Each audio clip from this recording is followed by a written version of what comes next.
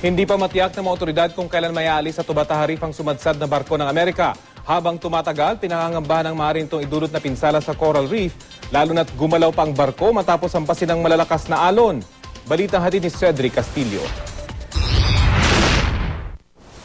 Sa pinakabagong aerial photo ng USS Guardian nakuha ng AFP Western Command, kitang-kitang pumihit na sa anggulong 90 degrees mula sa pagkakasadsad sa corals ng Tubataha Reef ang barko ng US Navy kumpara sa huling kuha sa barko nitong January 18.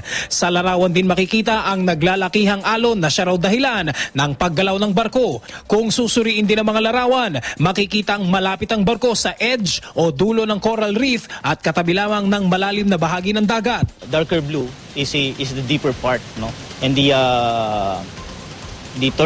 turquoise, no, yung medyo light green kung makikita natin. Ito na yung reef. The ship is now parallel to the reef. Yung waves doon are really strong and is battering the ship.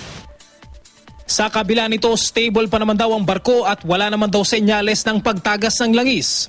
Bagaman hindi patukoy ang kabuuang pinsala na idinulot nito sa corals, posible raw na may epekto ang pagkakapihit nito.